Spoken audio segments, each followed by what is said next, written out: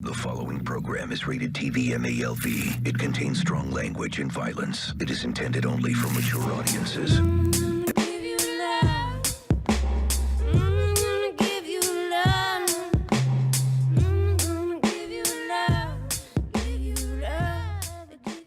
Hello everyone, welcome back to my freak show. Thank you all so much for your patience on my reviews, as I've had important family matters to attend to. Season 9 of American Horror Story was certainly short, but man, I was so satisfied after the finale last night that I wanted to smoke a cigarette, and I'm not a smoker. And don't forget, y'all, if you liked my review, don't forget to give it 5 stars. This final episode begins with our final girl of the show, Bobby Richter, aka Jingles' son.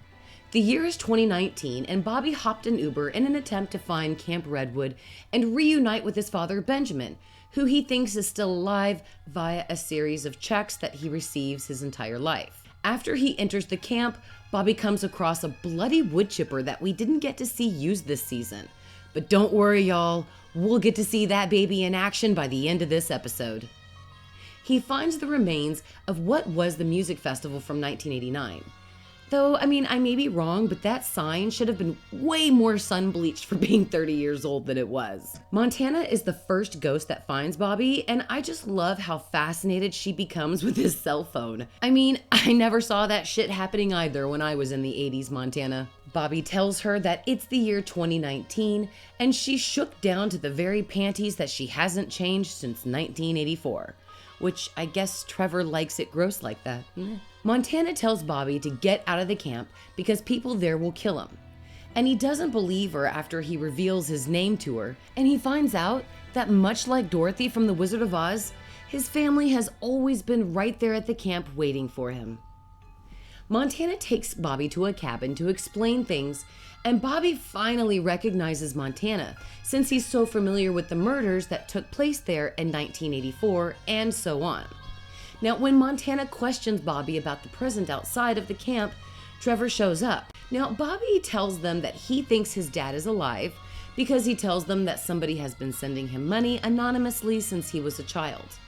And when his aunt died, which was recent, after Montana offered to be Bobby's new, replacement family, he doesn't believe that they're gonna love him like a real family. So they show him how they will by traumatizing the fuck out of him, by killing themselves right in front of his face, and then showing up all happily on his front doorstep, inconveniencing the fuck out of him at the most inappropriate moment. Dude, 2 people just literally killed themselves in front of this poor kid, and these people just show up all happy? That's something that my parents would do. So snaps to Montana and Trevor for making Bobby feel so welcomed.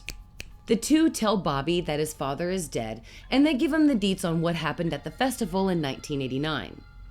Apparently, the music acts weren't showing up, and it pissed Margaret off and her murdering minions. And Courtney runs to tell Margaret that Trevor is turning people away at the road because he hates her. I just love that line.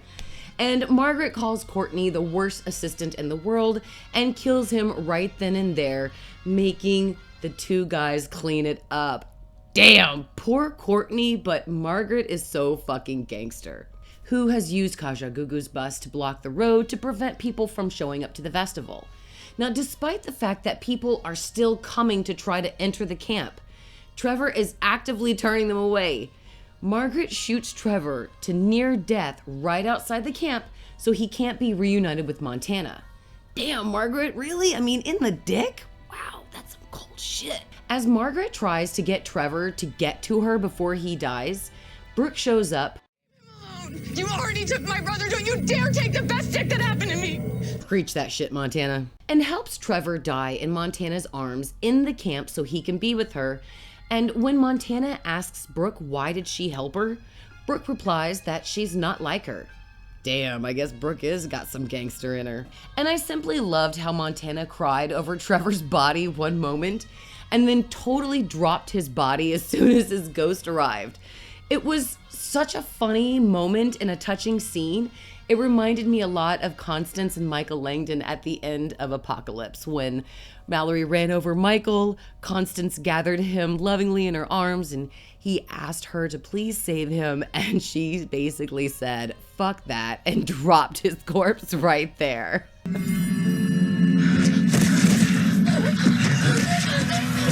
I mean, what can I say? It's AHS. The wannabe serial killer is taken down quickly by the ghosts and thrown off the property so that way he can't come back as a ghost on the camp. While Ramirez is killed in the camp, meaning his soul is trapped there, he is repeatedly killed by the ghosts so he can't cause them any damage. And I have to say it again, I just loved Zach Villa's portrayal as Ramirez this season. It was one of the most enjoyable storylines of the season. Just hearing him in love and wanting to kill old ladies at the same time tickled me beyond enjoyment. And I just ate up the scene where the ghosts killed Ramirez in the cabin. It was so hotel, you know? Bloody, violent. I mean, my heart lit up with warmth and just pure joy with that scene. Montana tells Bobby that they're gonna keep him safe. All of the ghosts took up the job of looking over Ramirez when Benjamin went missing.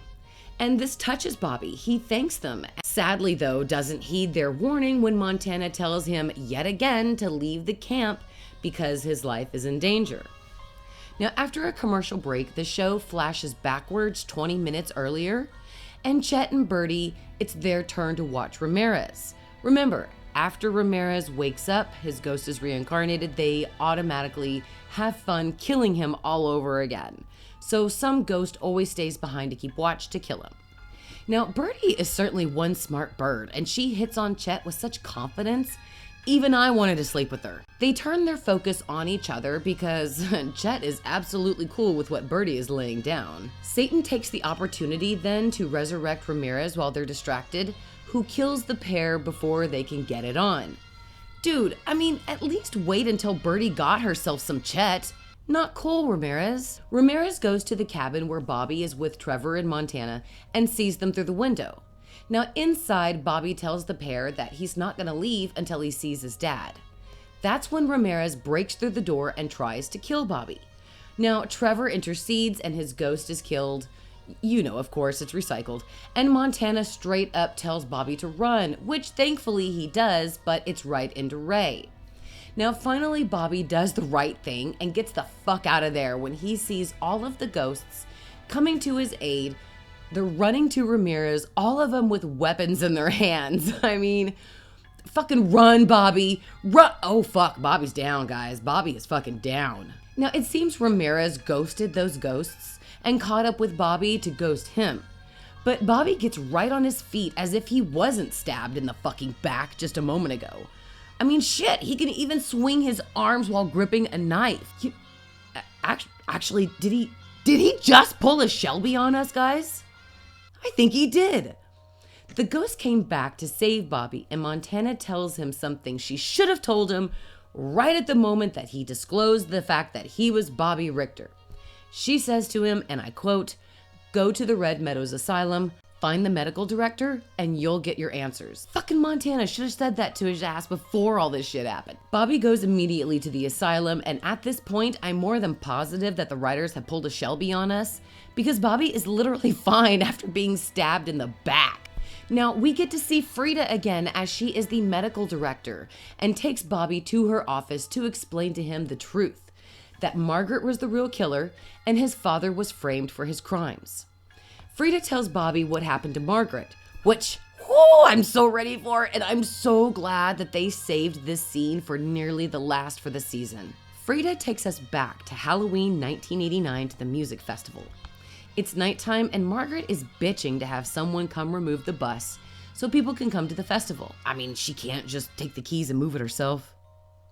Now she has a feeling that someone's watching her because she looks out the window to see all of the ghosts of the camp carrying lit torches.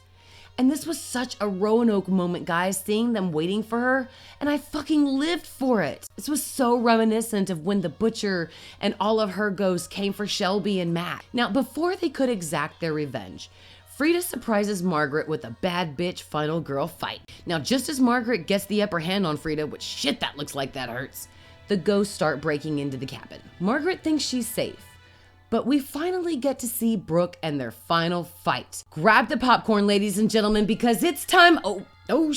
Shit, that was just one short fight. Frida opens the cabin door and lets the ghosts in. Atta girl, Frida. And then we come to one of my favorite scenes. The ghosts collaborate to chop Margaret apart, piece by piece, and feed her to the wood chipper we saw in the opening of the show.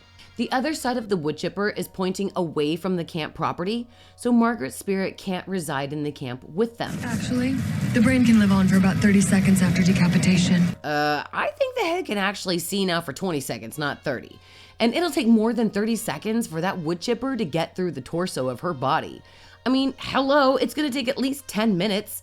There's so much hard bone and tissue and organs right there to just simply grind up.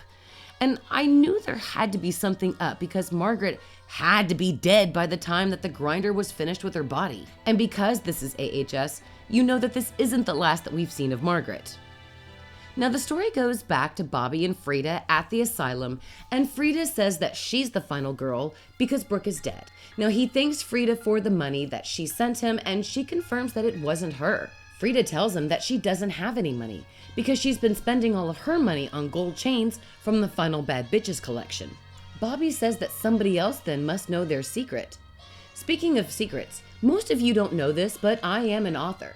That's right, you can check me, my 5 published novels, or my horror shorts on my website, www.mariannemoody.us, or you can buy them online at Amazon or barnesandnobles.com, or hell, in any bookstore near you. So back to my review. After a little research from Frida, which I guess Bobby couldn't do, I guess he was too busy with researching the past to research the present checks that would be coming from his supposed dad, they tracked the routing number from the account to a bank with only one branch and one state. So convenient. A familiar old Ford truck pulls up to the bank, and without seeing her, we know it's Brooke. Now, I guess they live in Texas because it's raining like crazy one moment and bright and beautiful the next. Love you, Texas, but you're too fucking cold for me right now. Bobby and Frida go to confront Brooke, who's living a nice life without sugar. Brooke is married and has children, and she tells the pair of how she survived. She was still alive after Frida let the ghost take Margaret away that night. Ray stayed behind to mourn Brooke, and oh, wait, she's alive! I knew Brooke would make it since being shot in the stomach, though painful, it does take a long time to kill you. I can only fucking imagine the torture that Brooke is absolutely going through. Oh, seems like Brooke is doing just fine. Wait, did they just fucking Shelby us twice in the same episode? I'm not complaining here. I'm just trying to keep count here like I keep of the kills. Brooke said that she woke up in a hospital and survived. And she said that she sent the money to Bobby because, as I said before in another video review, Brooke realized that she traveled the same path as his father Benjamin. They both realized they were innocent people of their crimes and tried to have a normal life, but the camp and Margaret pulled them back in with its darkness. And she sent the money to Bobby because she wanted to believe that she could have what both she and Benjamin dreamt of, a life without Camp Redwood, and that the money would basically keep Bobby from being drawn to the camp like they were. Frida forgives Brooke, and all 3 of them agree that they are the final girls. But something's wrong. Bobby knows that he can't be a final girl until he's actually earned it, and wants to go back to the camp. Frida does the right thing. She tells him that he's definitely a final girl as he's still walking after taking a freaking knife to the back only 2 nights ago. But Bobby knows that all the other final girls won't respect him unless he's truly earned it. When Bobby returns to the camp, he looks at the lake wondering how he can truly become a final girl until his thoughts are interrupted by Margaret. Yes! I was hoping we get to see Margaret again! He recognizes her, and after he tells her who he is, she says that she can take him to see his father, which he hesitates at first, but as any true girl that wants to be final does, quickly goes with her. On the way, Margaret confirms that she died before her body was fully sent over the property line, and that she's been hiding until, surprise bitch, she tries to kill Bobby. But that's when Benjamin stops her. He appears to stab her in the head, and that was such a great moment. I loved it. He tells Bobby that they don't have much time because Margaret will be back. But Bobby still wants to be that final girl and stops to hug his dad. Aw, that's actually pretty sweet. Bobby tells Ben that he just wants to thank him for sacrificing his life for his. Bobby, that's really sweet and everything, but it would have been so much safer for you to do that if you would have wrote it in a letter and mailed it to him. Ben tells Bobby what all of us are telling Bobby. Run as fast as you can out of here and go live life, man. Now that's when Margaret surprises them by resurrecting and killing Ben again and screams at Bobby that he will never be a final girl because she's the only one who deserves to be in the final girl club, not him. I mean, technically, Margaret, you are dead, so I think that totally disqualifies you from applying, but I don't want to piss you off. Bobby runs for his fucking life and runs into his grandmother. And that is when Liz tells Margaret to leave him alone. And she takes a moment to enjoy seeing her grandson before she grants the ghosts permission to take Margaret, which was badass. That's when Montana tells Bobby to go, but to make sure that he tells the world about them, tell their ghost stories to his children so they'll live on forever. And finally, fucking finally, Bobby decides that time has come where he has finally earned his badge and he runs the fuck out of that camp because he truly has earned his title as final girl.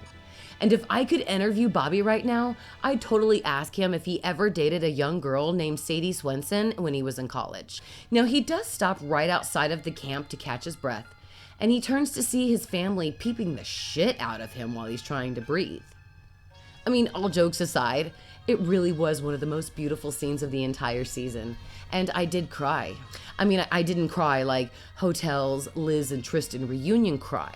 More like an Asylum's Sister Jude dying peacefully cry. And thus, AHS 1984 is complete. Now, what did you think of the season? Let me know in the comments. So I have to say this about the season very quickly. I loved it. I loved the blood, the guts, the gore, the violence, the storylines, the B-grade everything. The premise of the camp is another place for trapped spirits. All the killers in one place, the camp itself, the whole one long dark night, all of it. For only being 9 episodes, it was a pretty impressive season. Now, I have to give it to actors such as Zach Villa, who portrayed Ramirez so well and accurately. It was fucking truly terrifying sometimes to see him on screen. And I have to admit, Zach was just the right amount of sexy and scary, all wrapped up in a satanic-themed wrapping paper. If he doesn't get an award for this season, there's something wrong with America. Billie Lourd was incredible as Montana Duke. Her smoldering sexiness and ability to go psychotic all at the same time kept me watching her character. And that twist with her being lovers with Ramirez was pitched nicely to the audience. And I loved her evolution from blue with vengeance to red with remorse. I'm glad the writers didn't focus entirely on the storyline and remembered to focus on some great character development. Speaking of that, John Carroll Lynch as Benjamin Richter was simply outstanding. He is an amazing actor, and we were so incredibly blessed to have him back on AHS for this season because he gave Benjamin a soul that we could bond with. It's hard for any person to emotionally associate with a killer. So for the writers and John to make the audience go from fearing Mr. Jingles at the beginning of the show to crying with joy when they see him at the end of the season reunited with his family demonstrates on just how good this show truly is. Leslie Grossman's character as Margaret was she was so sickening sweet at first because we all knew there was something wrong with her. And I simply loved how she went from good camp owner to serious psychopath. On one side, her character was so cruel and murdered so many, yet on the other, she was sassy, business savvy, and could blend in well with society. I just loved how AHS didn't forget to include those little horrors in the show, just as they did with the injustice the people at the freak show endured, Kit's wrongful imprisonment, the secret behind hotel doors, and the monster that Sister Jude was. There was just so many things that the show does. They're horrors, and I know you guys love when I say the word horrors because I say like horror, but there's so many horrors that happen every day in America and around the world, and the show includes them as little bombs to be dropped while the main storyline plays out. And you fully grasp the season that you just witnessed. You see the people for who they truly were and the horror they committed or the situations they survived. It hits you hard, and you also understand that the characters are American horror stories as well, such as Brooke's story mirroring Benjamin's. It was very hard to kind of spot before, but both were innocent people until Margaret came in their lives and made them killers. Both tried to find a life free of the camp, but were drawn back there only for both to find redemption, but in different forms. Brooke's story was kept simple, yet tragic, and it made for a good final girl, in my humble opinion. Matthew Morrison, Gus Kenworthy, Deron Horton, all of them were solid characters with solid backstories that we could relate to. I mean, I can't relate to drug binging, but I mean, fuck, I can relate to some things where we've made big mistakes when we're younger. And they made a great addition to the story and the cast. It was so much fun too, and awesome to see Lily Rabb, Leslie Jordan, and Finn Wittrock back. Lily's portrayal of Liz Friedlander was just outstanding. She blew me away when she mourned for her little son Bobby, and then killed everybody in the camp. Such a great actress. And Leslie was the best at being Courtney, and Finn was so great at being Bobby. It just all added up to one hell of a great season. Now guys, don't forget, if you like this video, make sure you give it a thumbs up, because YouTube is the only one out of the two of us who gives a fuck if you like my videos. And of course, I will give more of my thoughts of the season, as well as upload more theory videos soon. So please remember, I am in the process of catching up on everything while I was away, including giving out the prizes to the costume contests, which please do not forget, if you won, you must redeem soon. And I'm making theories as well, even when American Horror Story isn't in season. So click that subscribe button to be subscribed to my channel and be notified when I post these new theories.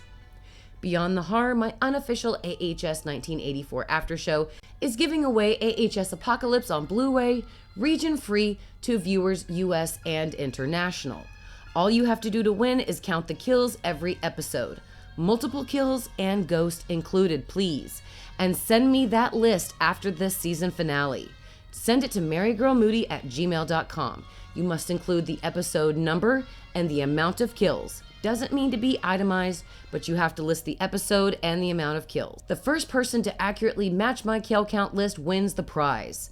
Thank you all so much for watching, and of course, beware of the tearjerker watching our girl's sexy scathitch.